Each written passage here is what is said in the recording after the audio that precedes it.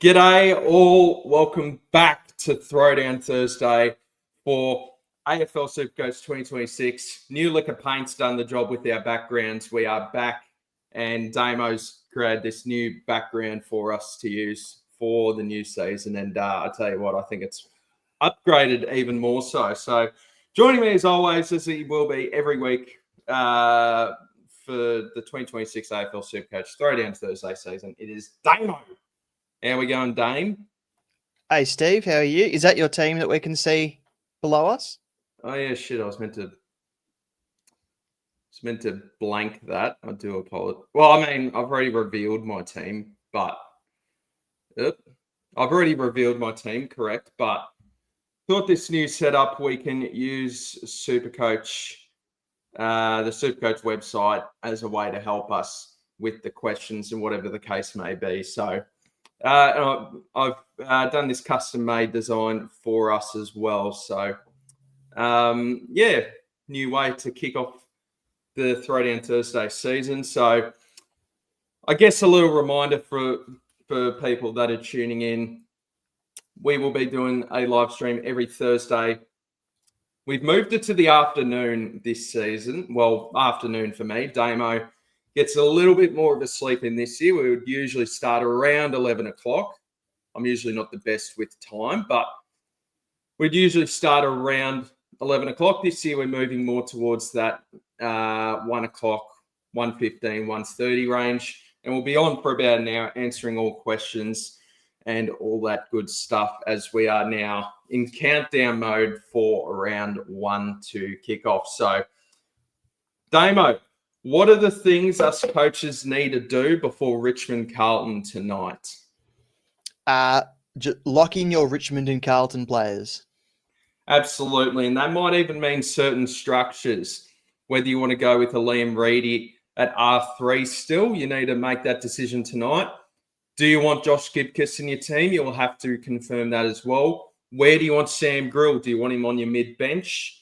Do you want him on your defensive bench? Do you want him on field in the midfield or in the back line or in flex? Do you want to lock in Sam Walsh? Do you want to lock in and believe in Sam Lawler? All these decisions need to be made heading into tonight's match, as it is a rolling lockout. So our teams won't be locked in until the final game of the round, which is the Sunday night match with Gold Coast and West Coast. What time is that game, by the way? It is 3:10 p.m. That's 5:10 your time, I think. 6:10 your time. 6:10 our time. Yep. So that's actually a decent time. So that game will finish at about 8:40 my time, maybe 5:40 your time, and that's when we'll probably have to wait lockout for about. Usually round one, it takes a little longer, so maybe an hour and a half after the game is when we can start moving around our team using our 40 trades this year with the 5 boosts. So, Damo, would you say your team is pretty close to, well, not close. Is it just about secure? It's just a couple of rookies being moved around, whatever the case may be? I'm still waiting for a few debutants or a few rookies to be confirmed. I didn't love the role of Jack Carroll. He might remain on my bench, but if someone comes along who I feel could generate me a bit more, a bit better coverage, a bit more money, something along those lines, then Jack Carroll is likely to make way for another rookie. But at the moment, the options are very limited as what's been confirmed. So far, it looks like it's Jack Carroll or Jack Watkins, and then we might see Chase Jones, we might see Finn McRae. There's not a lot of other options unless I do a shuffle in another position to move maybe a Grill onto my mid-bench. But I like Grill on field in my defence for now. Yeah, and I guess one thing I'd like to discuss with you as well is, and it'll all be confirmed likely today, if not tomorrow, is the situation with Hayden Young. do we end up going there or not? Past couple of weeks, I believe he's missed a bit of training due to an ankle problem, and I've heard words that it might be a lower body problem. If you end up going through with this pick, do you worry about the time on ground with his history of low time on ground? And do you actually see yourself picking if he is named? I'm picking him if he's named. I haven't even ruled out benching him if he's not named. Really? Wow. Yeah, I think lots of people will jump off him if he's ruled out, which I don't think he will be. Not listed on the injury report. Justin Longmuir on Channel 7, pretty confident that he's going to line up.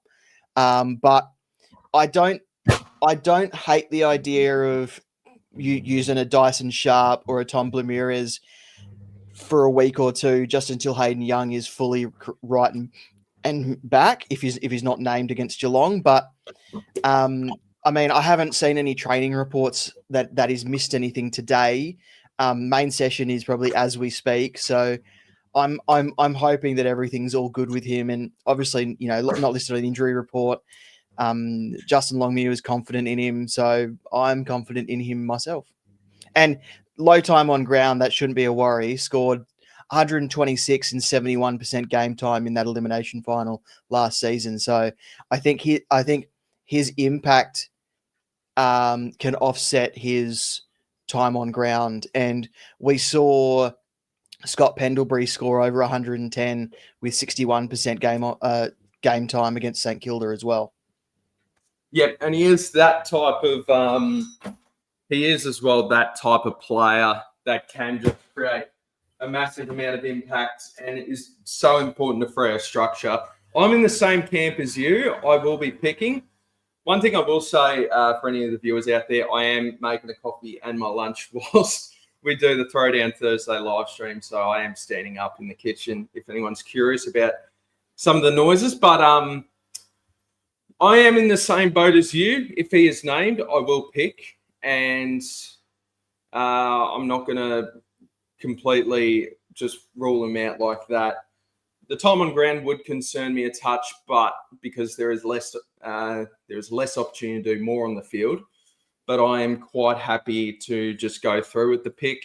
Have you got a parachute plan for Hayden Young if he is ruled out? I do think he will play, but have you got a backup plan? Well, like I said, I haven't ruled out just benching him for a week because it sounds like whatever it is isn't long term. And yeah, so it could be a case of if he plays, we might only get 60 or 70. I don't think we will get a score that low, but there's that chance. So I don't see an issue in using a Tom Blamirez for a week just to cover a Hayden Young for 1 week. You know, like if this was middle of the season or round 2 or whatever, we wouldn't be jumping off him. We wouldn't be using a trade just to get rid of him for one singular week. So I'm kind of using that sort of frame of mind here. Obviously, we've got the unlimited trades until full lockout, but I haven't ruled out just benching him for a week because it sounds like whatever it is, it's not a long-term issue. No, it just seems like one of those injuries where he might struggle initially, but he can build his fitness up. And I think the main green tick for me with Hayden Young is that if it was a hamstring or if it was a hamstring problem, I would be completely off, given his history and his reoccurrence. It's just soreness by the sounds of it.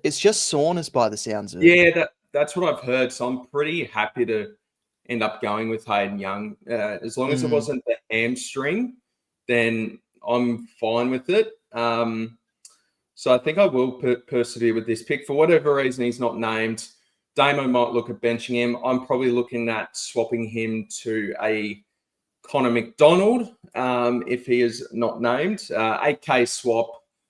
Get Petrarca's currently my flex. Put Petrarca in the midfield. Leave Petrarca there. You move Sheasel into the midfield with that mid-forward DPP, and then you chuck Connor McDonald in. So that's probably my plan if we hear news. over the next 24 hours before the Friday night game when Hawthorn players are locked out. So that's for me. Let's get into a couple of these questions. Ant_99. Oi, oi, legends. How you going, mate? What you think between opening OP1? Option one. Option 1, Young, Parrish, and a rookie, or option 2, Walsh, Grill, and a rookie? Could you do Young, Parrish, and Grill, or is Grill just a little too expensive to make that happen? Because I like Young, I like Parrish, and I like Grill. If it's because Grill's that little too expensive, I think I think I would go with option 2. Or maybe you can do a shuffle elsewhere to have Young, Parrish, Grill, and you can find that 50, 60K by moving something around somewhere else. But in isolation, I'm probably at option 1. Yeah. I would prioritise getting Sam Grill in your side tonight, as I think the making sure you've got a good crop of 15 or so rookies in your team, I think is more important than trying to squeeze into Sam Walsh or whatever the case may be. So, yeah, if there is a world where you can do Young, Parrish, and Grill, then I would be doing that, Anthony. I assume your name's Anthony. Lewis McShane 142. Hope you're doing well, mate. God, it's definitely lockout day. Sam Banks is becoming an option. I've flirted with the idea of him as an option, but I think with the way Richmond run their back line, I think it's just a little tricky. Just seeing a world where they have one main distributor. I guess it's sort of flashbacks with Jaden Short. A lot of us thought he'd be the main guy off halfback, and it just ended up being a mixture of different names. I was looking at Richmond's team, did not see Luke Traynor, and I don't think I saw Tom Brown either playing tonight. So very surprising to me. Yeah, I know Trainor's an emergency. I didn't see Tom Brown in the emergency. Is he dealing with an injury? I'll just bring up the injury list now, and we can have a look for Richmond. No, there's no injury listed for him. Gee, so he didn't even make the squad, really. I am surprised to see Tyler Sonsie make the round 1 team. I did think he was impressive in the preseason, but he looks like he's nailed down a wing spot, which probably would have been where Brown or Traynor would settle. So maybe there's just a bit of a race for that spot there. Preseason rookie darling Patrick Rechko also not named either. So he's probably far further back than we think, despite positive training reports. Yeah, because Patrick Rechko was certainly a rookie that we were looking at because we thought he was an early contender to be getting that wing spot. But clearly over the past 6 weeks or whatever the case may be, he's probably just lost his spot and becomes more of a downgrade option, which is not a bad thing at all. We need rookies throughout the year, and I think there are enough rookies that haven't been named thus far, or we expect to play to have some good downgrade options. Sorry, Tyler Sonsie is actually named in the emergencies, but for some reason in my draft league he has a green dot, so there's an error going on there. Are you sure that? Are you sure? Yeah, had a green dot when I was setting my lineups last night. Yeah, right. Have you checked since? Has it been adjusted? No, I haven't checked since, but he definitely had a green dot. That's crazy. Is Sam, at the end of the day, is Sam Banks an option? I would say no. I do like a Sam Banks, but no, I don't like think what he he's could an do option. in like 3 years' time, but I think for now it's a pass for me. the Tassie boy. Walk the Earth Dead 3080. Hope you're doing well, mate. Thanks for all the pre-season content. Enjoyed it all. Hope you have. That's nice. I like the nice comments. I appreciate it. I'm wishing you all the best this season. Hope you're doing well. And we'll bring on the in-season content past today. And got some exciting things planned. And I've liked the content that I've done this year. There's probably been a few videos. I might do a couple this afternoon, but there's been a few videos I had in mind that I've missed over the off season. But put out some decent content. So thank you very much. Appreciate it. Michael Higginson. Hi, boys. Hope you're doing well, mate. What's your thoughts on Selwood, his job security, and what he averages? I think he's more of a lockdown type. It's good that he's mature age, but I think 70 is probably a best case for him. For me, job security very low. Yeah, who's the tools? In the Hawks in the Hawks preseason game, we saw Riley Sanders playing off halfback before he got concussed. Riley Sanders is due back this week because he's exited concussion protocols. So I've got a big watch on if Selwood can hold on to his place with Sanders now available. Ryan Gardner is also a test. I don't know if he would play that role either. And then you've also got Latham Vandermeer, who I don't think he's in their best team anymore, but he was doing preseason off halfback as well. Yes. I think the job security would be pretty low for me, and I think he would have to score probably an 80 plus for us to think about trading into him, especially with the loaded round 3 bye. So probably not for me, and I think I'd even prefer a Josh Gibcus over him just because he just seems like an absolute lock to play every week. But he's an interesting rookie going forward. Vizizi 2K920 says thoughts on Dawson Damo. I like Dawson. I think his role suits the way the scoring was being rewarded in opening round. So I like him at 611K. I think you're gonna pay for what you get, which is a pretty solid, good chance to be a top 10 mid kind of player. Yeah, I like Dawson, and I think I prefer him. I think the comparison I've seen over the off season is Dawson versus Brayshaw. I think I do prefer Dawson. Probably just tough to fit him in with a couple of the other mid-priced options in the midfield, value premiums in the midfield, and but I think he'll do fine. I think the new rules won't affect him. He's got volume in him because he is the main guy in the midfield. So, and he's a tough player to tag for Adelaide. So I think he's a good option. If you want to go there, I'm not going to have any problems if you want to. I think he's going to be up there as a top 8 mid once again. Yep.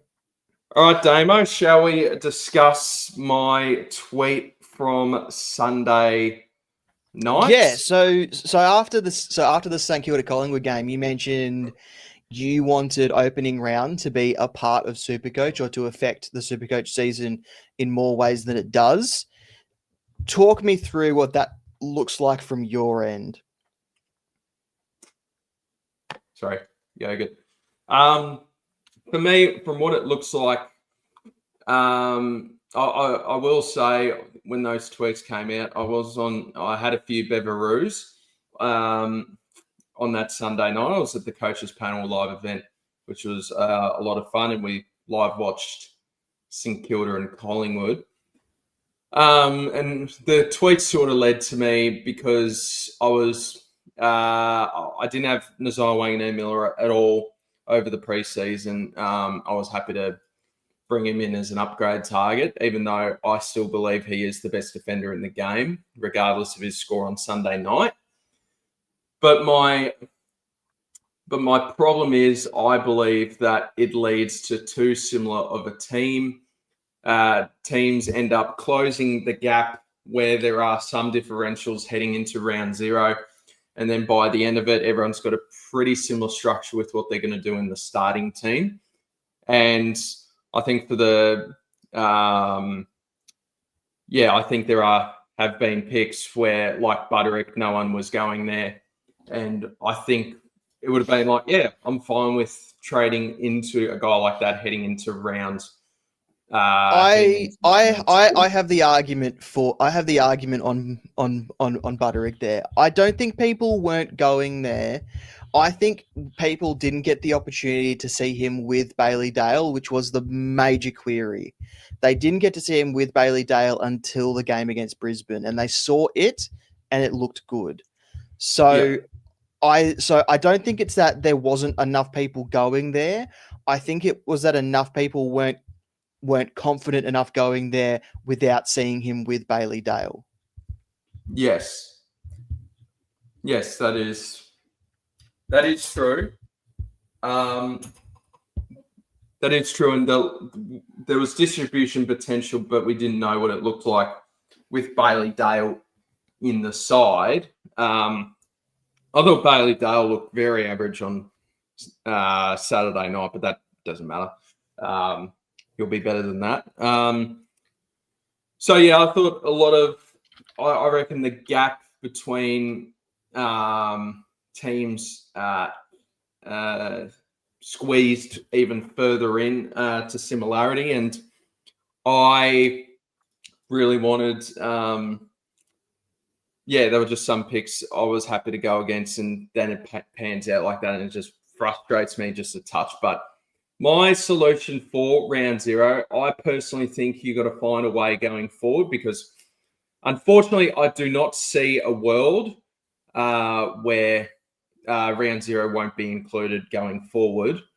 We got to find a way to include it somehow instead of a way as like a glorified preseason match for us super coaches looking at it. So my idea would be I would have round 0 players that you had in your side locked, and I would say the scores that they get in round 0 cover their score for that team specific bye round, and it would calculate into your round 1, into your round 2, 3, or 4 team. So if you picked an Errol Goulden in your team Thursday night, he's locked, he's there. He will get the 113 added to your round 3 score. So whether that is possible to do or not, that would be my idea for it. Or it can even be as simple as the players you pick heading into round 0 are locked in the rolling lockout system, and look, you can't take them out heading into round 1. What if someone that you've selected in your team gets injured? That's already, it gets injured in opening round. That is already a trade that you've been forced to use. That is a poor score that you'll be subjected to take in their bye round. You can put the SuperCoach platform wants engagement in the platform for as long as possible. Absolutely. If a player you have gets injured in opening round, you're subjected to a poor score because you've got that 33 or that 27 or that whatever it is in that bye round being given to you, because that's what they scored in opening round. Engagement's going to drop off because trades will have to be used. There won't be the ability to jump off that player.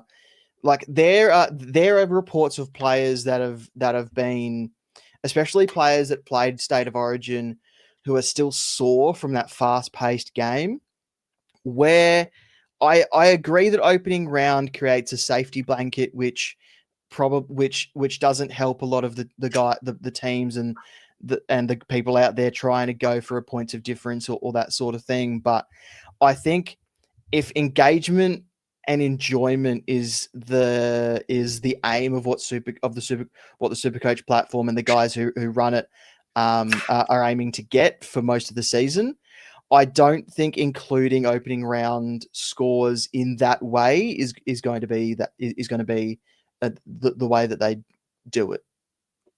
No, I absolutely agree with the engagement perspective. I don't think it actually happens, by the way. I think it stays how it is because engagement is the number one priority. So what I'm saying, by the way, I doubt it actually happens. It would just be my suggestion.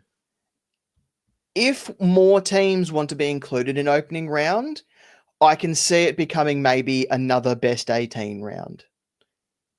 I think if it got to 6 games, I think you got to include it. I think at that point. Yeah, but then the issue that people are having is teams are now becoming too similar because they've been bailed out with poor scores in opening round. If opening round becomes a scoring round or a best 18 round, we're going to see teams looking identical with those players from that team to load up early on and get a head start. So and with all due respect to all the teams involved in opening round, there are some teams that participate that don't have a massive influx of relevant players. So I think if the issue is people being bailed out, teams becoming too similar, all that sort of thing, I don't think including opening round as a best 18 round is going to solve that. I definitely think opening round will become part of the season if more teams get involved, but I don't think including it is going to actually solve the teams being too similar problem that people are complaining about. Yes, correct. And like my counter argument if a player did get injured would be that you can put them on the bench, but you can't actually take them out of your team. So that would be my only solution with that.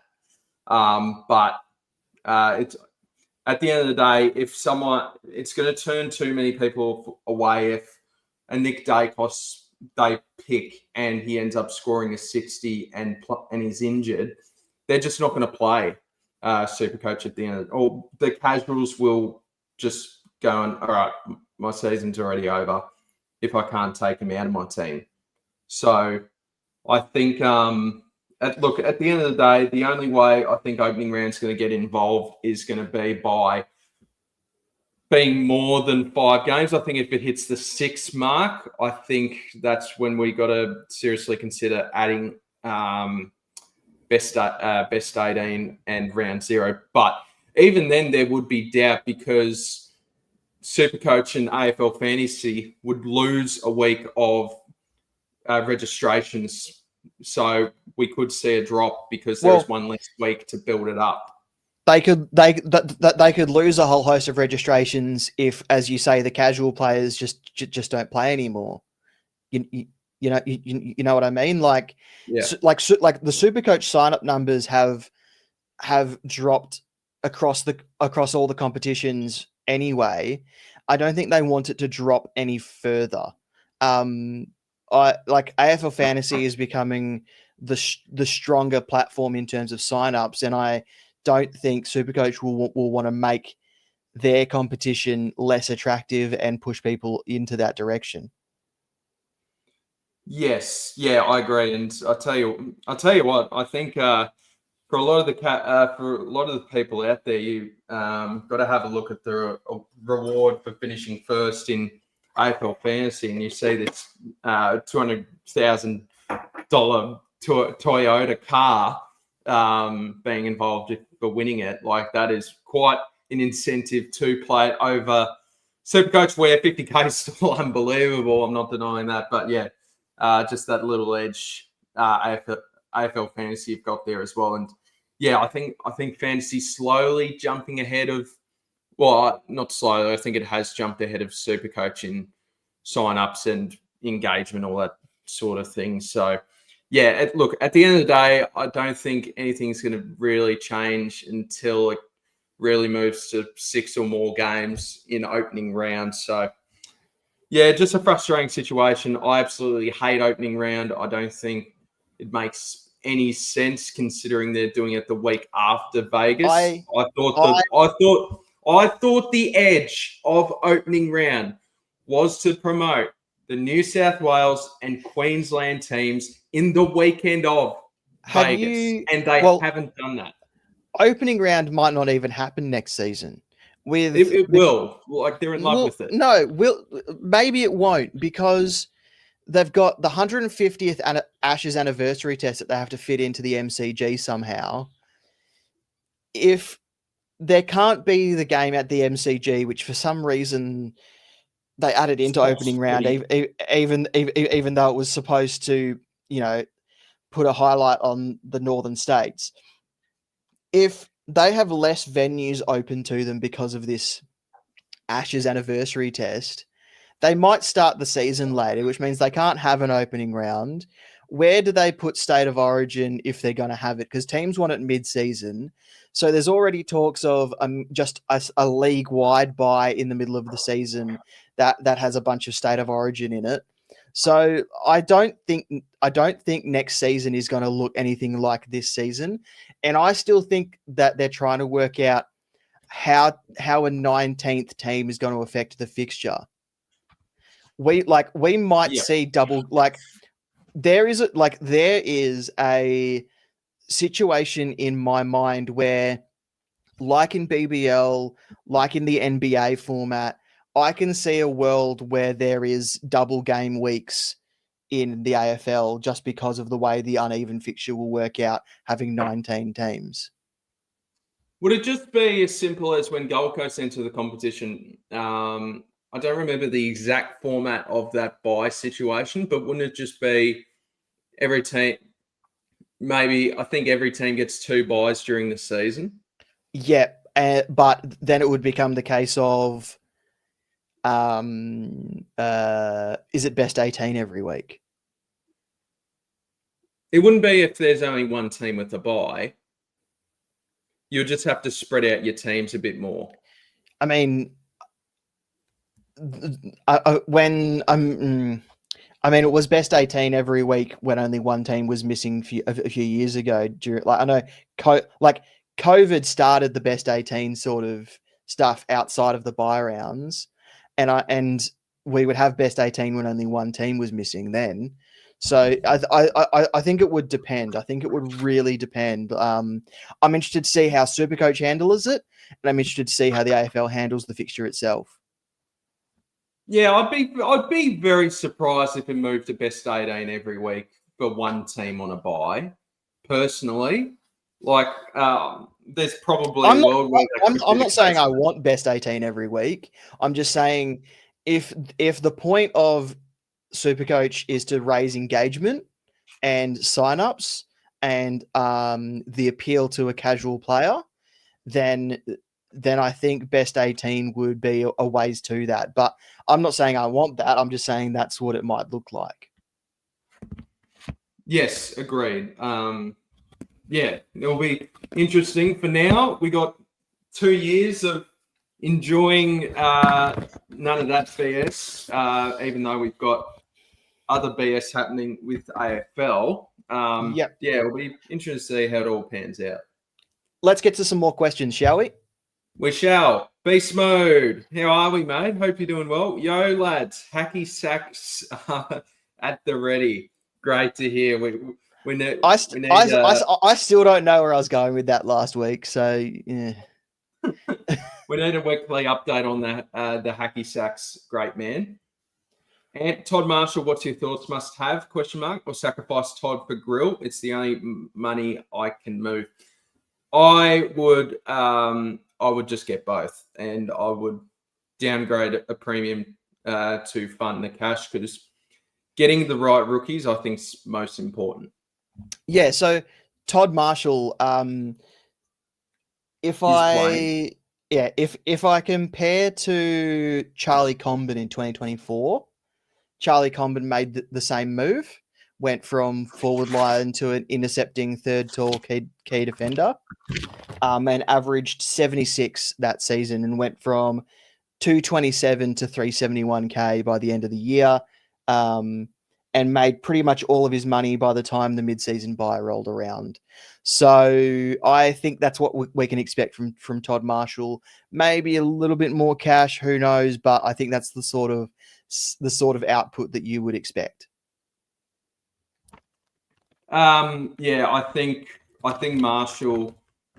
We didn't see great signs in the Amy series with him, but there's been a few rookies that have dropped out over the past couple of weeks. I remember responding to a tweet from Scobes a few weeks ago. The rookie crop looks fantastic this year. I feel like it's slowly tinkered down, not with the amount of rookies, but the quality of rookies. And I think for a 24, 25-year-old experienced player for Port who's had rumours of kick-ins, intercepting potential, I just think Todd Marshall is a definite F6 to get into your team. And that is along with Sam Grill. So I would just definitely prioritise getting those two. Now, how do you open up the money? It might have to be up to you, as it's hard to see people's teams in the live stream. Unless you DM'd it to me on Twitter, Stephen D.W. Smith, and we can have a look. It would be, I would definitely prioritise getting those two. Vizizi 2K920. Now, so he had a question earlier about Dawson. I don't know the comparison here with these two comments. No, I'm not sure what that means. Study. Oh, I'm doing heaps of study on SuperCoach, that's for sure. Lachlan Hurley, thank you so much, mate. My favourite live stream. Good to have you on board once again. We'll be back every week for every Thursday throughout the course of the season, up until probably round 18 when we run out of trades. Lockie also said, I like what Rookie Coach said, and just lock those players into your team. Probably a little bit more complicated as you see it, Damo. There's merits to both arguments. I'm just not sure it helps SuperCoach from an engagement point of view if that's what happens. Yeah, and you've got to remember over the past 4 or so years, SuperCoach have made changes to increase engagement, and that is at the end of the day going to be their number one priority. Sigma, can you rate my team? Send me or Damo a DM on Twitter, and we can review it. Lockie, scored don't count, but a bad pick is still punished. And along with that, it was Rookie Coach, the great man as well, said the gift and curse of opening round. So look, I think everyone gets helped with a little bit in opening round in terms of players' roles and whatever the case may be, but it also does save us at the same time with a couple of picks as well. Andrew Harland, hope you're doing well, mate. Hey guys, Dawson as my flex. We have said some stuff regarding Jordan Dawson. We like him as a pick. I don't think either of us have got him in our teams at the minute, but we can. He's going to be a top 8 mid, pretty likely. Volume potential. We like the pick. Spud Farmer, hope you're doing well, mate. G'day, boys. Pulling my hair out over Richards versus Goulden. Can see a few tags for Richards in the first 6 rounds. Any thought on which to pick? I'm more of a Goulden man. Damo, what would you lean towards? Probably Goulden. I actually have both of these players in my team, though. There you go. Gee, both. Has Richards come to into your team over the weekend, or has he been? I think I remember you have been pretty bullish the whole way. No one's going to believe me, but I was considering him before the Corks Community Series game, and then the way he looked in that game just made me very comfortable in jumping down to him. from Bont. Has he cemented himself as one of the best mids in the competition now, Red Ed?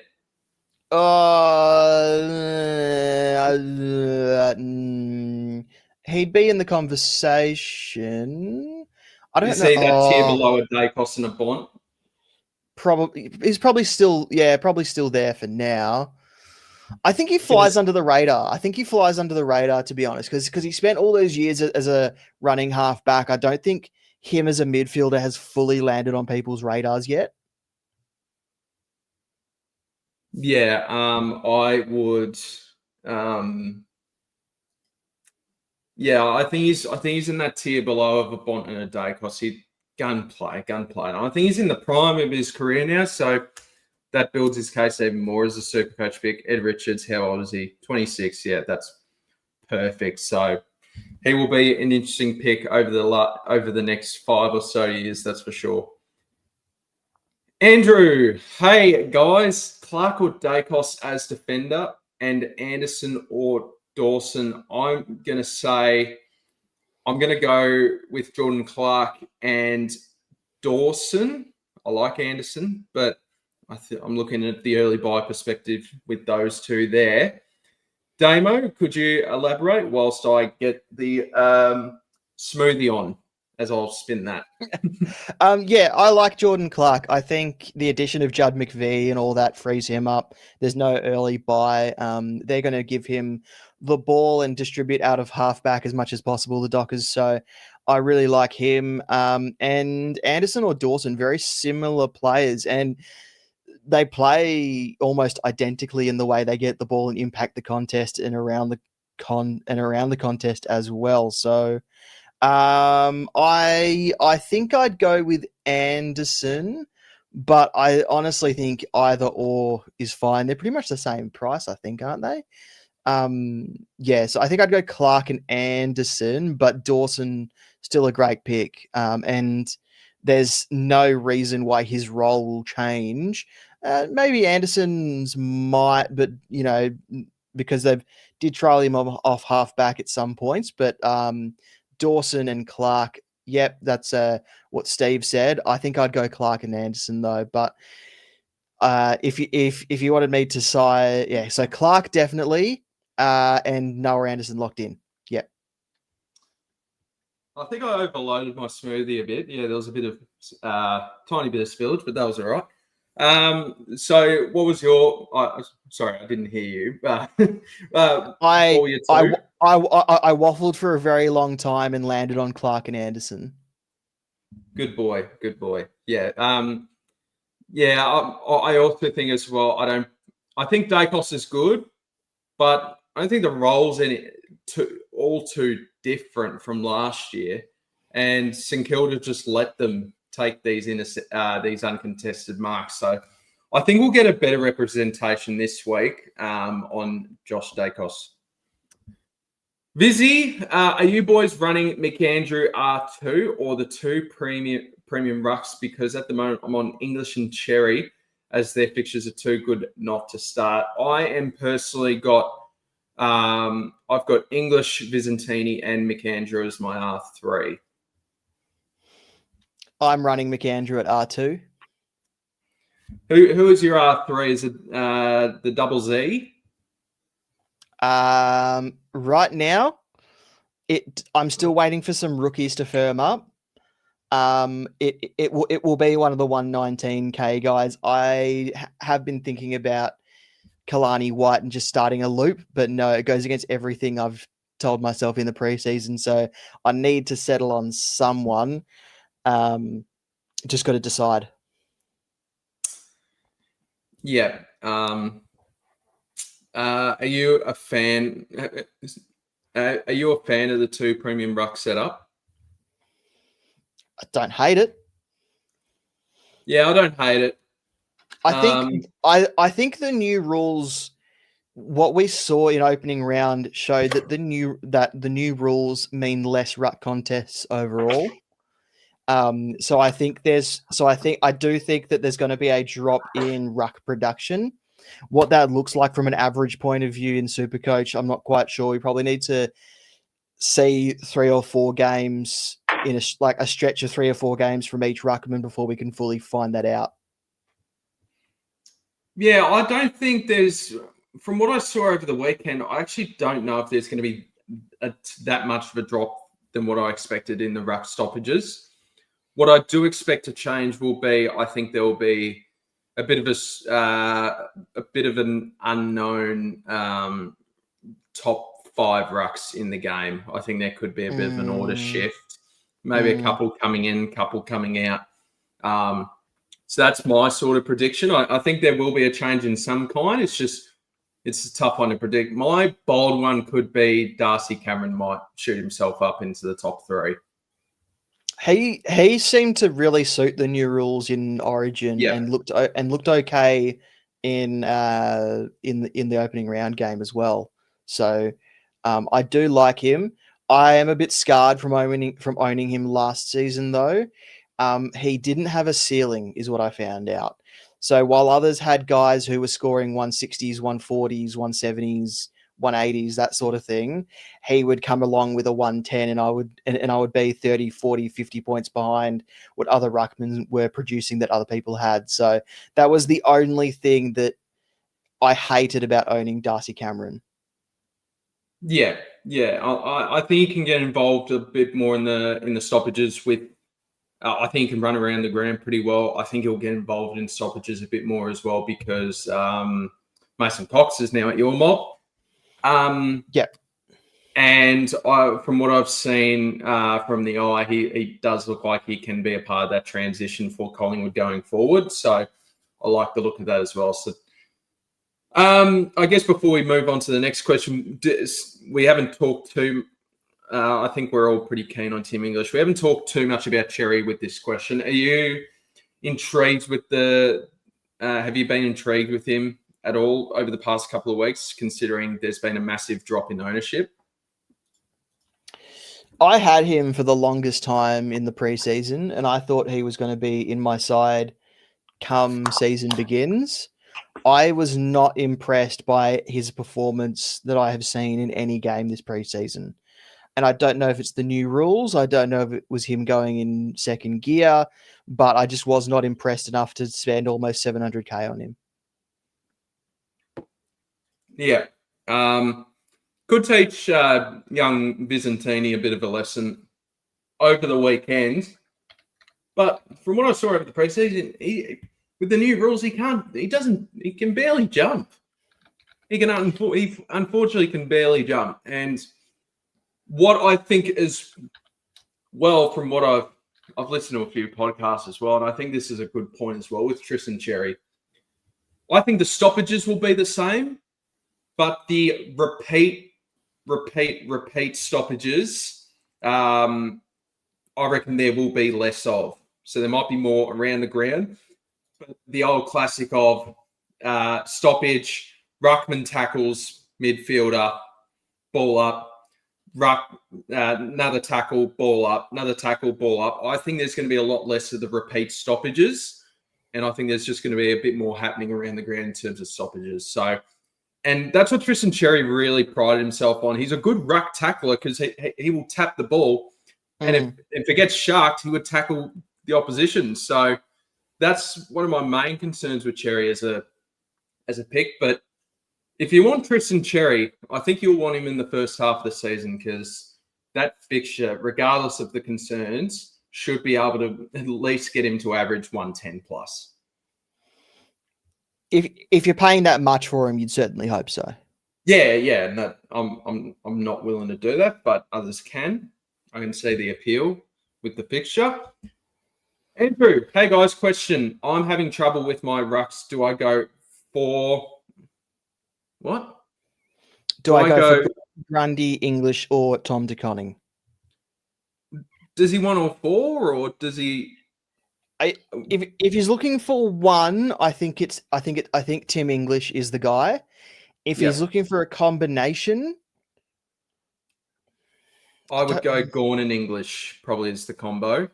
Yeah, probably that. I think I prefer Grundy this year. I think Gawn will be fine. I think I prefer Grundy, but the early buy combination, unless you're running McAndrew R3, that would concern me.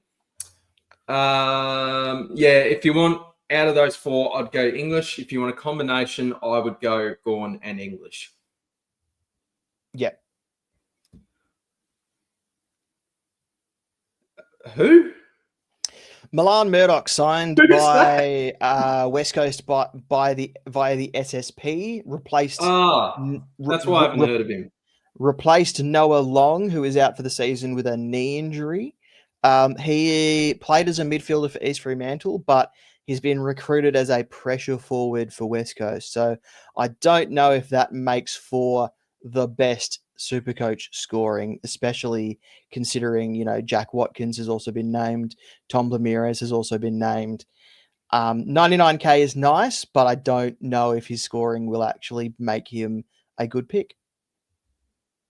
How old is he? Is he a young bloke? Is he 23, 24? Okay. So that builds his case up a tiny bit, but makes it hard to build a case over a few of these other forwards. He is. Hang on. He is 25. Gee, yeah, he's up there.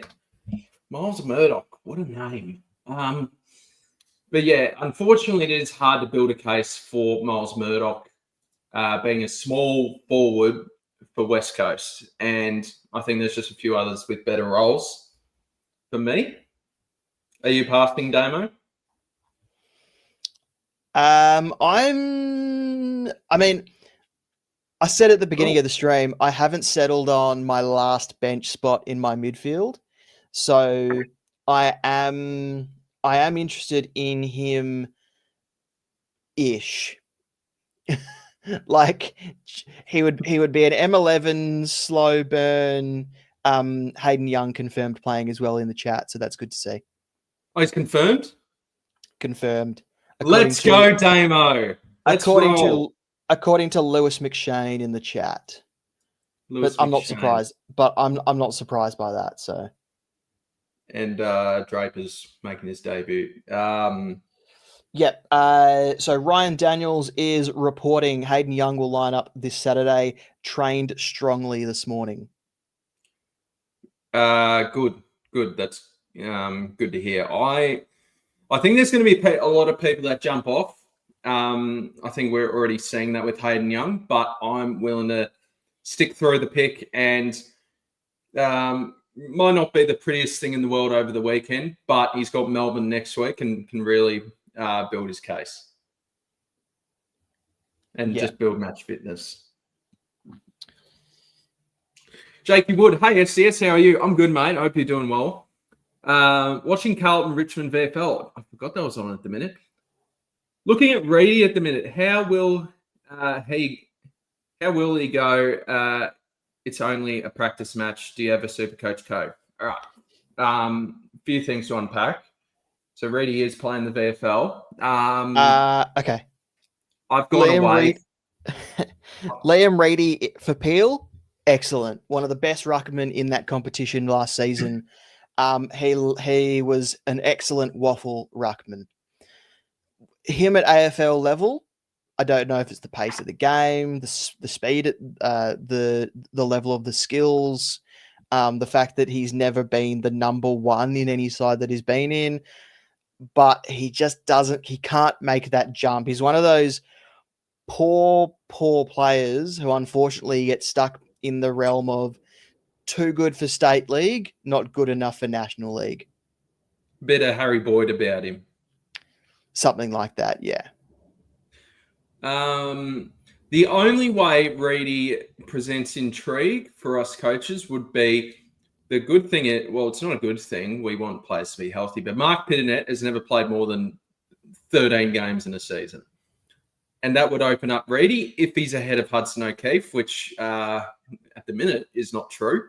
I think that would almost prioritise Hudson O'Keefe, but Reedy would intrigue some coaches if he is the main ruck, and unfortunately he is, at the minute, the third best ruck, which is not a good thing.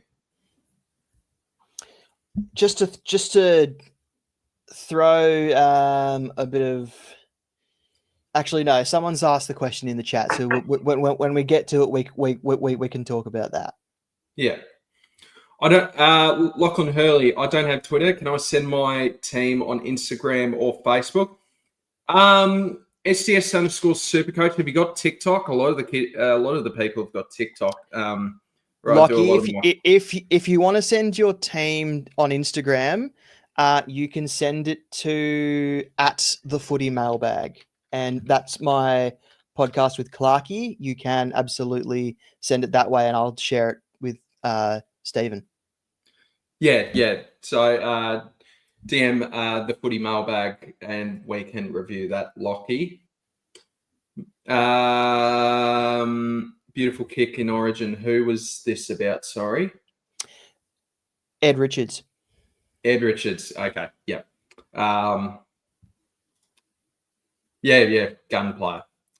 The centre bounce. Sup, fellas? G'day, Big J. Sorry, I need to respond to your Facebook message. I need to respond to you on Messenger. I saw you sent me some messages. I am so bad at replying to messages on Twitter. Big J is always asking me how I am. He's always interested in me as a person, and I love that he always checks in. But I'm terrible at getting back to him. Yeah, I'm terrible. I'm terrible at responding to messages, so I do apologise. Big J, you are one of the best people in the SuperCoach community, so love your work. Arson Dragon, g'day, mate. Hope you're doing well. He's one of the good fellas for the channel, so much appreciated. Time to tinker the hell out of my side. Don't tinker too much. What you have is probably fine. I hope you've got a good 25 players that are locked into your team at this point. Great, man. Love the shirt, Steve-O. Oh, thanks, mate. Appreciate it. There we go. The centre bounce. Joe gave it to me from Fancast. So, it is actually like one of my favourite shirts. It's super comfy. And an update on my lunch. There we go. Mixed berries, YoPro yogurt, protein powder, what else? Honey, milk, ice blocks. Blake delicious. So good. Crazy Frogs. Chris Scott said Edwards will start better R3 than ZZ. Not seen that. He's my R3. He looked awesome in the preseason game against Carlton. Only in limited game time, but he looked awesome. Part of the Dockers NGA Academy. The Dockers couldn't match the bid. Now he's at Geelong. Now he's going to debut against Fremantle, which is quite funny, really, but also annoying at the same time. But I think we saw against Gold Coast that Geelong needs a ruckman, and I think Mitch Edwards is the guy that's going to come along and be that piece that they're missing, unfortunately. It's not like Geelong need any extra pieces. Has he been confirmed to play? Confirmed to play. Wow, there you go. I've just read the tweet from Mitch Cleary. Oh, okay. Yeah, sorry, I've not seen anything on that yet. All right. Mitch Edwards, there you go. They probably saw over the weekend the fact that they needed a ruckman, yeah. Yeah, Mitch Edwards. How old's Mitch Edwards, by the way? Is he? He's young. 22, 21, 22. 21, 22. Okay, yeah. So, got about Toby Conway. I'm sure one day he'll get a run. I don't know if Toby Conway's ever going to be fit enough to play. I think he's got the Braden Bruce curse. Yeah, I think so. Lachlan Hurley, my head says go with Anderson. My gut says Richards. Well, what's the Damo? What is more? What do you lean more towards? Your head opinion or your gut opinion? Go with your gut. My gut has been correct a bit more than my head has. I think so too. Yeah, and I'm in that exact same situation with Sinclair versus Whitfield for me. See, I would love Sinclair, but I can only afford Whitfield unless I do some extra shuffling. And Whitfield's fine. Have you got no money in the bank? I've got 2K left in the bank. How have you done? If you wait, I think you've seen my team. Actually, no, you haven't seen my team. You I'll didn't tell me anything about having $2,000 in the bank. I'll send you my team, and you can see how I've only got 2K left in the bank. Love that. Yeah, I think I'd go with your gut, and that's what I'm leaning towards at the minute with Whitfield. If Blackiston is a play at 290, wouldn't Visentini also be a decent option? Well, for one thing, Blackiston's actually like locked to play the solo ruck until they change their mind. Okay. Yeah. On Blackiston, Todd from the Flight Plan podcast, a fan podcast for Essendon, he believes Blackiston is going to be the lead ruck. It's his spot to lose. So they're not going to rush Nick Bryan back at any point. I think they're going to play the long game with that recovery there. The thing with Visentini is the rush to start him, or the talk on him, has only just really come out of the woodwork. We didn't have the same run up that we knew about with Blackiston. 100%, they are both options because they're both going to be the lead rucks for their team to begin the season. But we knew about Blackiston a long way out. We didn't know about Visentini a long way out. Everyone saw that he was playing ruck for the A side in a lot of Port intra clubs. But what teams do in intra clubs is they'll usually put the weaker ruckman against this in the stronger side against the stronger ruckman in the weaker side, just to see how they fare.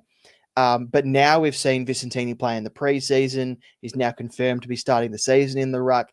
He definitely does become an option at about the same price as Blackiston. Yes. The thing I would counter with that is there's been from anything I've seen over the preseason since January, that there's been a specific swap between Sweet being ahead of Visentini. What was that, sorry? Haven't we always heard since January Visentini is ahead of Jordan Sweet? Well, that's what people were saying, but no one could confirm because they hadn't seen anything. Yeah. Like, it was one of those things where you would hear it and go, really? Like, it was just one of those things where until we saw it, no one was willing to believe it. That's true. That's true. So yeah, and I think Visentini could get mauled by Cherry, and I think for owners, including myself, we'll have to hope that there isn't as much of a trigger finger from Josh Carr as there was with Minnie McQualter last year with round one.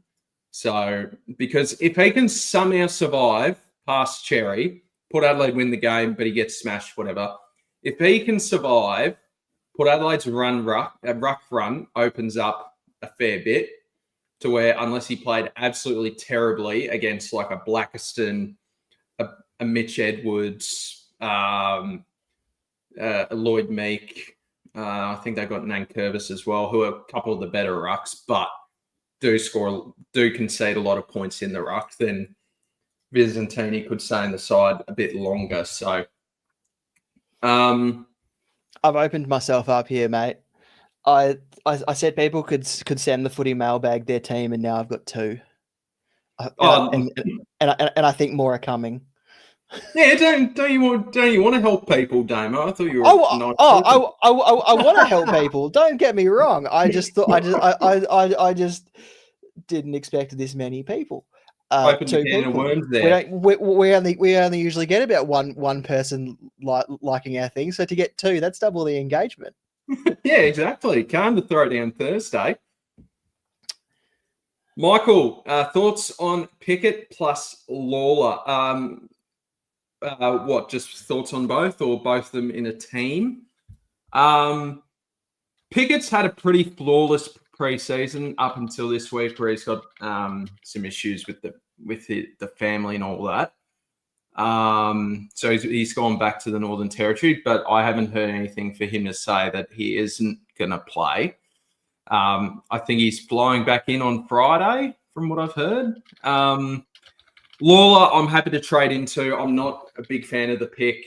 I'm happy to trade him in heading into round 3 if I'm wrong on that one. But I don't think he's an accumulator. He's more your impact player. So I don't think there's evidence to suggest that there's going to be a monstrous breakout for me. So what are your thoughts on Pickett and Lawler, mate? I don't understand why people are so enamored by Sam Lawler. He played 11 games last season. He's 100K more than he was to start last season. I wouldn't pick him based on what we've seen in that 11 games just yet, especially at 300K. Awkward price. Where are you going if it doesn't work out? And as for Pickett, personal situation aside, I think he should be a top 8 forward. So I think if you're starting him, then you're starting someone who you're going to be picking and keeping for the entire season. Agree. Beast mode, Dante R1, McAndrew R2, ZZ R3. Oh my God. He is going the hacky sack route. Massive respect. I don't have the balls for that, but yeah, that's quite nice. He might actually swap to Mitch Edwards if after that change. But yeah, I massively respect it, mate, and hopefully it works out for you. Sam Draper named in debut. Yep. Hayden Young confirmed playing. That's good to know. I'm a fair bit behind the comments, so I do apologise. Crazy Frogs. Hey, Damo. Do you think Mason Cox... Hey, Julian. Great to see you, mate. We love Crazy Frogs. Absolute legend of the SuperCoach community. Do you think Mason Cox is a good starting pick? What's the ruck situation at Trio? Good to see you online, legends. Coming to gather around in Adelaide. A few questions there. Damo, kick us off. Let me answer the first one. Do you think Mason Cox is a good starting pick? No. If he plays this week, he won't be in the team long term. So no, I'm not paying 226K for a guy that might be in and out of the team. Ruck situation is it'll either be Darcy or Cox, and then obviously Jackson backing up. Around the ground, we might see Oscar McDonald or someone like that step in. If the ball's down in defense, we might see Voss or Tracy or Jackson if it's in the forward half of the ground. But yeah, no, I think it's going to be Cox or Darcy, not both. And Darcy is ahead according to the coaches there. Am I coming to gather round? Unfortunately not. I keep saying I will next year, and then next year comes around and tickets are too expensive. I can't get into a hotel. There is literally needing to sell a house to get plane tickets or book accommodation. So I think gather round is going to be on the back burner for a little while for me until I can get my act together and actually be home when the tickets go live, so I can actually sit and wrestle with people, not doing it between work. And then I'll answer it. Do you think? I don't think Mason Cox is a good starting pick for me. I won't answer the ruck situation. I think Damo got you covered there pretty well. Good to see a comment, Julian. You're a great man in the SuperCoach community, and I probably will not be going to gather round this year. I went for the first 2 years. They were great fun, and it was cheap to get a hotel, and we drove up for the first 2 years, so that was good fun. It's about an 8.5 hour drive and stops on the way through, so that was good fun. But as well, I think a lot more of my mates, we're looking at going to other places as well, so that coincides with that. And yeah, anytime I look up hotels in Adelaide during gather round, it's just so expensive, and I can't do it. I think I remember going first year. It was so cheap. It was, and this was before the hype began for it. Like we got a 5-bedroom place to stay at, and it cost us like $50 each. It was for 5 nights. It was so good. But unfortunately now it's a bit trickier. but I'm sure I'd love to catch up with you again, Julian. Lewis McShane, whatever happened to the Jock Reynolds page? The Jock Reynolds left, and it was Leckdog and Patch running it for a little while. Leckdog, Patch eventually scaled down his content creation, so it was mostly just Leckdog running it. I was there, Barron was there, Clarkey was there, and basically just the cost of running it and how much we were getting out of it. Leckdog was kind of doing it by himself. That's not because no one was helping him. It's because he was basically using old logins and old details that he couldn't really share. So it got shut down. And I mean, the Jock Reynolds has now returned, but he's now more of a social media presence than an actual SuperCoach content creator now. But so Leckdog's now just doing mostly draft content. I've got the FootyMailbag with Clarkey. Barron's retired. He's no longer doing the SuperCoach thing anymore. Still plays it casually, but no longer does much with it. And Patch works for Code Sports. Yeah, it was like the sidemen of SuperCoach, you lot. So, and you've all gone separate ways, but it was a beautiful experience with the Jock Reynolds experience, that's for sure. Bazizi, I sent my team on Instagram. I've seen it. I've replied to it. I will have a look at it after the show. And so is Lachlan Hurley. So I've also replied to him. I'll be having a look once this is done. My gut is full of chicken. I don't trust it. Chicken's good, unless it's raw chicken. Was it raw chicken? It better not be raw chicken, Big Joe. I know you're a smarter man than that.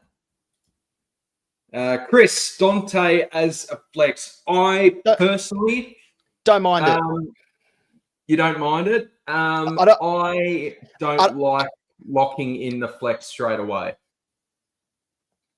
That's true. I like it for the big run home for the last 8 rounds when we haven't got many trades or anything, so it doesn't really matter. But I don't like having my flex locked in.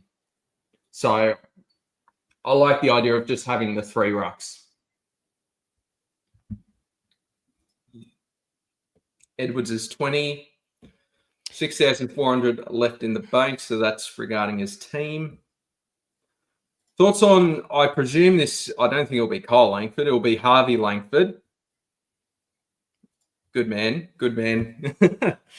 I've seen the background change. Thoughts on Harvey Langford? I'm not a fan because I haven't heard as much positive news regarding his full-time mid-roll as I would have thought heading into this season. And it is a bit tougher for second-year players to really burst themselves into premium status or just even around that 95, 100 mark. So not for me, Damo. I know it was only like 2.5 quarters in that preseason game, but he started along half forward. That was what kind of scared me. I think they're prioritising more your Trent Rivers, Caleb Windsor types, a few more years in the system. Jack Steele, Jack Viney will come back middle of the season. Is he coming back? Yeah. Well, I own him in a draft league, and it says his estimated return is round 9.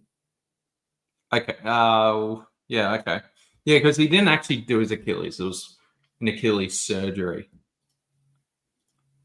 Edwards a good R3. Well, Damo's got him in, so I'm a big Mitch Edwards fan. Oh, is this regarding this? Yeah, I saw that. So he's yeah, likely Edwards now. It's all about having fun at the end of the day. Yeah, I absolutely agree. Let SuperCoach compress your brain too much. You've got to have some fun with it. Like my fun pick this year in my starting team is Harley Reid, and it would just be good to watch him and hopefully. It's priced at 70. Can he do 80? I think that's possible. So, yeah, that's my fun pick.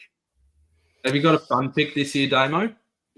I do have a fun pick. I've got Murphy Reed. Yeah!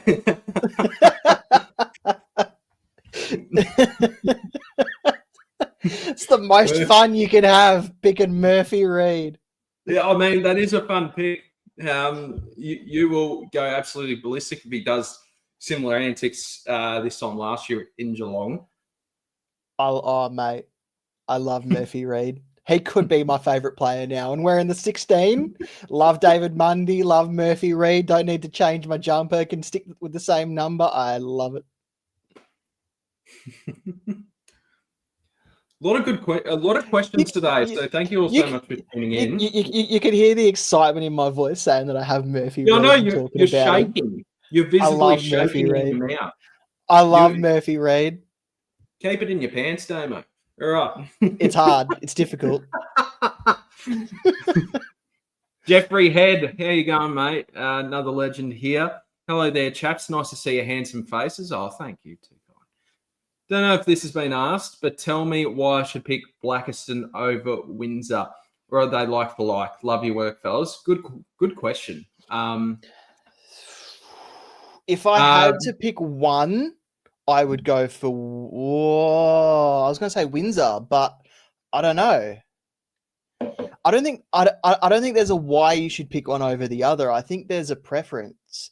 I've got Blackiston because when he gets DPP, that's an extra safety net with McAndrew. But I definitely think that Windsor is a good selection and underpriced for what he's going to produce. I'm not sold on the Windsor pick, actually. I've gone cold over the past couple of weeks. Any of the highlights and clips I feel like we've seen has just been from specific spurts. He wasn't really doing much in the Richmond game, bar. I didn't see any of it, but the only clips I've seen I agree with you to a point on that, but then when I saw all the players getting rewarded, the certain types of players who scored well in opening round, and I've gone back the other way, and I think he could be a good pick now. He will work well in the transition, which is what helps him. I don't know if the actual stoppages are going to be where he really shines. It's going to be more your transition stuff. Because he was never really an accumulator. So I do definitely prefer Blackiston. I have flirted with the idea of Windsor, but I think I prefer Coleman over Windsor at the minute. I'm not going near Coleman. You disagree? Nah. I thought he looked good against the Dogs. I don't know, but he was higher up the ground, which is the problem. I don't know, man. Nothing. It didn't fill me with confidence seeing him. What, in terms of the role or how he looked? Just him and Wilmot and Fletcher and Zorko. It feels like it's going to be one scores well one week and the other three kind of flounder. I think it's going to be. He might be one I regret, but I'm just not sure about all four of them in the one team. But he was more on the wing. That would be the only thing I would say. So he moved up a lot further than what he did in the Amy series. But I get the concern, and if he played wing and looked terrible, I wouldn't have gone there. But I thought he looked pretty good with the eye test. So I'm happy to have that crack.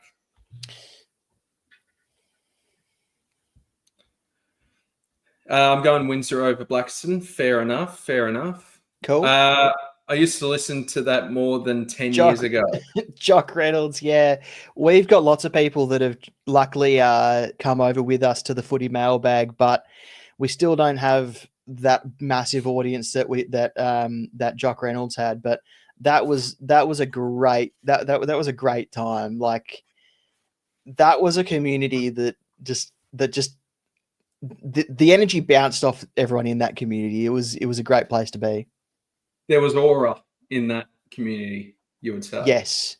It had aura before aura was a thing. Before everyone started using the word. Spud Farmer, too risky to run both. Blamiers and Watkins on the bench, ? Cheers for the content this pre-season, boys. Much appreciated, mate. I know you're a big fan of the channel, and I'm sure you are with the footy mailbag as well, so much appreciated. I'm happy to trade into Watkins, but I am starting Blamiers, sorry. Is it Blamires or is it Blamirez? I'm not sure. North I think Melbourne posted on social media yesterday regarding his pronunciation. I think from memory it was Blamires. Okay, cool. I think Blamires is in that team. I don't think we need to worry about that. Jack Watkins, does he get booted when Ollie Wines comes back? The answer to that we won't know until we see the Port team when it's announced tonight and then confirmed tomorrow. Not a good sign for Will Brodie as well if Jack Watkins is ahead too. Yeah, but Jack Watkins is Zach Butter's best friend and they want him to sign on. So I think there's something else at play there. Yeah, I think so. I think it's a bit of the Essendon recruiting from a few years ago. Oh, we'll sign Cole Dunkley if you come. Super Blue Iris. Hope you're doing well, mate. Thoughts on Nank or a Ruckman around his price for structure purposes? I wouldn't go Nank. All right. Who is yeah, go and show me in that little thing you got there. Yeah, sorry, I barely use this stream.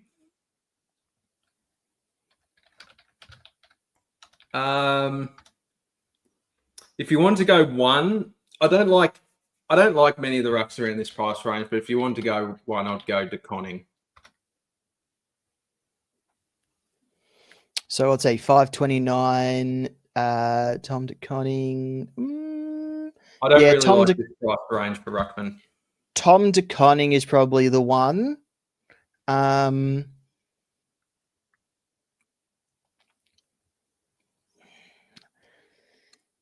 Briggs solo ruck now, maybe. Can I just say I don't hate the Matt Flynn selection at 447? What? Did I really? Now I've said it out loud. I don't think I like it anymore. I think it has to be Tom De Conning if you're going around that price.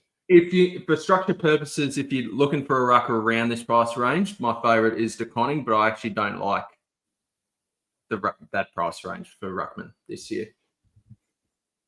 Anyone here bold enough to start McAndrew, Edwards, and Zacko? Hell no. I don't want to spread the bushfire, but I believe this is what Abs is doing. Oh my God. I believe this is what Abs is doing. He said in a live stream, so I assume I can say it on here as well. I believe that's what he is doing. That's crazy. I thought I was a bold man starting Byzantini too. I don't think I'm that bold. Sigma, any pods in your team? I need one more. Let's look at some pods.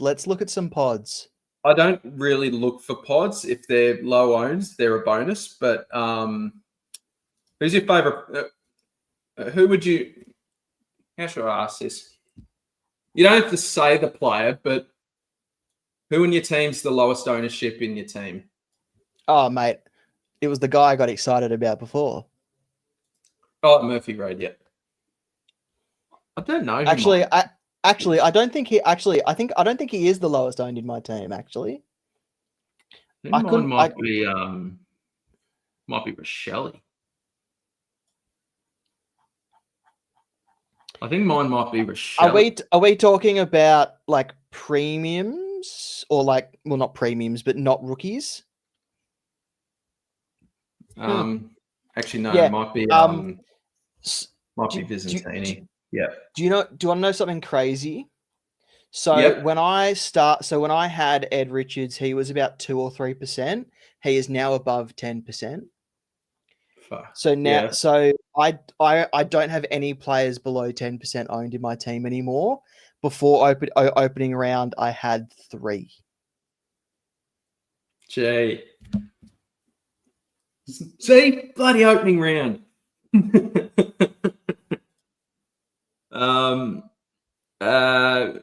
I wouldn't go searching for pods. I'm not sure. I'm not sure about you, Damo. I'm personally not the one to search for pods. If there's a player that I like, the lower ownership is the added bonus for me. Yeah, for sure. So I don't think you need to prioritize pods. Already have English R1, so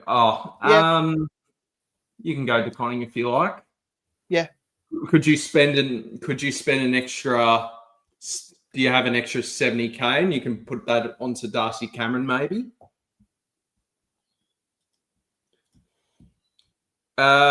My opinion is with the D's current midfield, Windsor's going to have to stay in the midfield. Yeah, it looks like that's what they're planning to do. What are the CBA numbers you expect with Windsor? 60%. Yeah, that'd probably be a pretty good result. So basically full-time mid. Is Blackiston still a good pick considering Bryant will be back round 5 according to Essendon's timeline? That's no guarantee. I don't think Brian is rushed back in round 5, but the good thing is by that time Blackiston would have made some money, and Brian is already 40k cheaper than Blackiston. Yeah, and Brian will be an interesting ruck option during the year once he comes back. Yeah, I don't think that's a guarantee that he'll be back by then. I think round 5 and they'll want to put Brian through the VFL as well. Yeah, Brian's best case is probably round 5 if he's playing VFL round 3, and that's if Blackiston's doing a terrible job in the ruck. Yeah. Look, because I don't think Virgo's team is any close. I'm looking at your team, Lockie. You've gone 4 defensive premiums, and I think you can probably cull one or drop one down to find that extra money to get Sam Grill in. Yeah. Don't worry, Lockie, I will have a look at your team. We all know who's Hools? No idea. Overrates Suns players and overrates Lions players. If you could clarify who that is. Blood Myers. Yeah. Thoughts on Faden Parish? Full preseason, but he does have the injury risk. And there are players around his price that you can jump to as well this season, which is different to other seasons. I don't mind it if you need to do it. I didn't love the Parish pick early on, but I've been proven. But he's shown me that he appears to be over whatever it is. If it means anything, I don't think he's a season long keeper. So if you don't want to use a trade down the track to trade him out, then I would. The only reason I wouldn't start him is if removing him builds another premium into your structure. Yeah. I also think as well, if people are looking to start Hayden Young and for whatever reason we're looking to trade him out before the prices change and Parish does really well, that's an easy 50k swap if you want to do that as well. Yeah. LDU question mark. I actually like him this year. I can't start him after last season. I can't start him this season. I had him in my opening team last year, and he tanked my team. I mean, I probably tanked my team as well, but he was a major contributing factor to my team tanking. Didn't he come good in the second half? Yeah, I didn't own him by then. So not a rookie. Yeah. Yeah, Um, don't go searching for points of difference just for a sake of a point of difference. yeah. No, I agree. I agree. But I actually like if you want to go for a pod, I think LDU might be one of my favourites. So helpful. Really appreciate the advice. I just got banned for being underage on Instagram, so there's another way I can show you my team. Gee. What isn't banned at this point? You can send me an email. Do we have an email? Oh, Yeah, if you actually, go, yeah. Okay, you can send us an email. yeah, Hang on. Let me put it on. Actually, I won't put it on screen. I'm Go jockmailbag@gmail.com. and my email is steven Smith, the letter Y 36 @gmail.com, and you can email us your team. Jeffrey, one more question for you, legends. The situation I've got is set and forget. So in that area, would you rather have McAndrew at flex and a volatile R3, or McAndrew as pure cash and cover and DPP flex? I prefer McAndrew at R3, but Damo might disagree. So McAndrew, flex, and volatile rookie R3. So volatile rookie is your ZZ Tops, your Mitch Edwards, or McAndrew R3 is pure cash. Probably McAndrew R3, but probably McAndrew R3, but I don't think the volatile rookie is as volatile as we might think if you choose the right one. Who would you? So, do you prefer Mitch Edwards R3 or do you prefer Zacko? Probably Mitch Edwards. Yeah. I also don't mind like a Callum Coleman Jones, who's a potential to be named for North Melbourne. Yep. Yeah. So, yeah, I've got McAndrew R3 at the minute, and I don't think that's going to change. We might wrap this up shortly. So, Yep. Any more final questions? Send them in now. I have Windsor, Bankston, Green. What are your thoughts, please? Thanks. No worries, mate. I like We've Windsor. had a discussion earlier about Sam Banks. Neither of us are fans. I believe that is Toby Green, who we haven't discussed yet, and we've sort of had a discussion with Windsor. Yeah, I don't love the Toby Green, but the only data we have on him attending centre bounces is with Tom Green. So it could work out. It could work out. I'm not a massive fan of it though. Me neither. Average low 70s attending more than 50% of centre bounces, but that was with Tom Green in the side.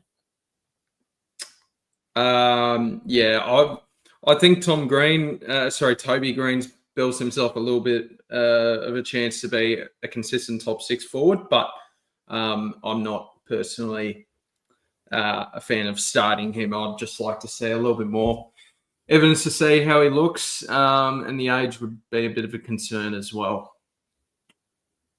So Sigma said, sent it to the Jock Mailbag, so that's fine. So I'm waiting for it. It hasn't come through yet. Oh, hang on. I can see. And you can show me on Twitter and I'll say what I think after the stream. So does he just want us to give an opinion on it? Yeah, he just wanted us to see his team and give our thoughts, really. Yeah, nice. Thanks a lot for the advice, champions. Good luck for the season to you both. Much love, fellas. Much love to you, Jeffrey. Much love. Toan, how you going, mate? Thoughts on Houston having a big season? Looks like they're getting the ball in his hands a bit more, but I thought the scoring could be Collingwood's new style of play, but they're not going to get 148 marks probably again for the rest of the season. So can they get 100? Sure, 100 marks a game. But I thought the scoring was a bit skewed with that Saints game and how they handled it. So Houston, if they get the ball in his hands a bit more, is better than an 80 average. I like Houston, but I think I need to see him with Darcy Moore back. I don't know if his role changes with Darcy Moore back, but I don't think their defense is operating as it would at full strength at the moment. Well, Darcy Moore won't be back for a little while. Well, what, 2-3 weeks?